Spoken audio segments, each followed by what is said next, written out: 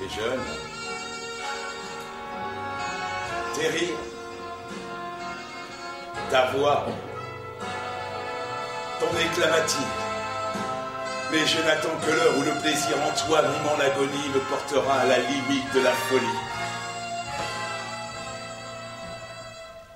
Ta nudité offerte. Silence et pressentiment d'un ciel sans fond, et pareil à l'horreur de la nuit. Infini. Miroir de la mort infinie.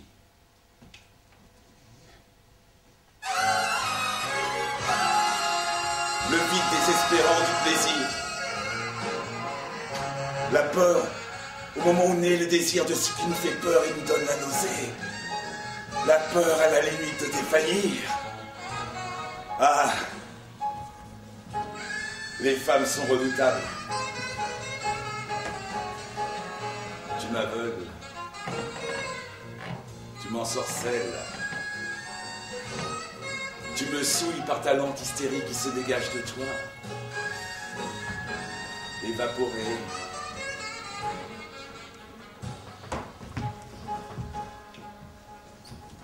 À la folie des amants. L'anémie cérébrale.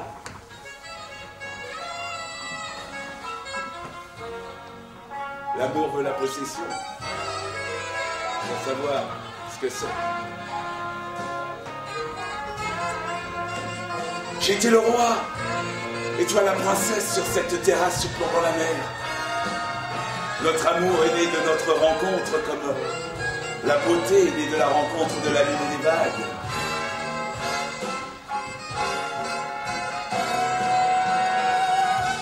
Si je m'appartiens pas, comment pourrais-je t'appartenir ou toi-même m'appartenir? Chacun de nous deux est deux, et lorsque deux êtres se rencontrent, se rapprochent et se lient, il est rare qu'ils se rencontrent. Ou quatre en même temps. Nous sommes des forces, parce que nous sommes des vies. L'autre est toujours un obstacle pour celui qui cherche. Seul est heureux l'homme qui ne cherche pas.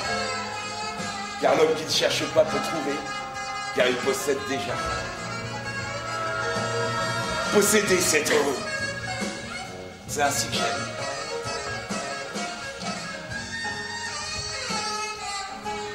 Je fixe une image que je trouve belle et attirante, homme ou femme. Alors cette image m'obsède, me captive, m'envahit complètement. Je ne veux rien d'autre que la voir. J'aime du regard.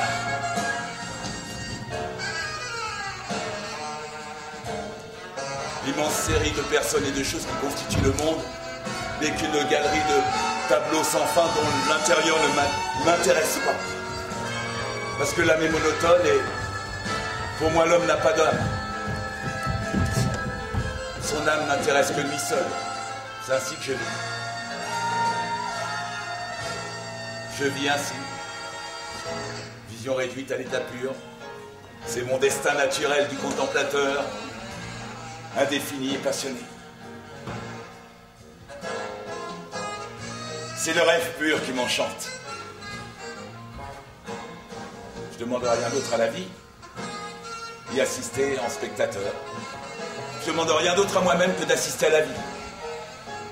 Je suis comme un être venu d'une autre existence et qui passe, indéfiniment intéressé en traversant celle-ci.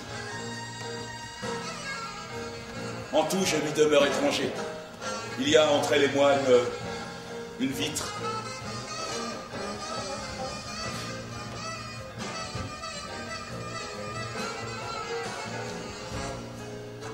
Je te regarde en dedans de moi, ma fiancée imaginaire.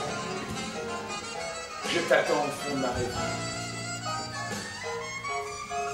Je rêve que tu arrives vers moi.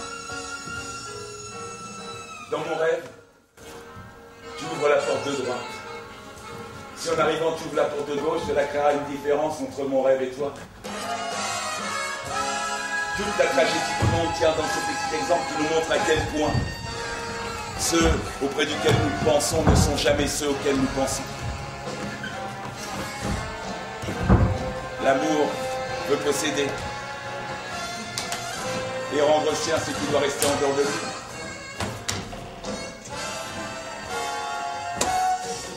L'amour, c'est se donner. Plus grand est le don, plus grand est l'amour. Donc, le plus grand amour, c'est la mort, le renoncement, l'oubli. Tous les amours qui font l'absurdité de l'amour. La possession est un lac absurde, très grand, très sombre, très peu profond. Ces eaux y apparaissent profondes, trompeuses. Le rêve au cœur de la vie, nous vivons notre rêve, nous le vivons. Nous le rêvons seulement. Qu'est-ce que posséder? Nous n'en savons rien. Comment posséder qui que ce soit? Nous ignorons ce que c'est de vivre, et nous vivons. Vivre sans savoir ce qu'est la vie. Ce qu'il y a de plus douloureux dans notre rêve, c'est qu'on n'existe pas. En fait,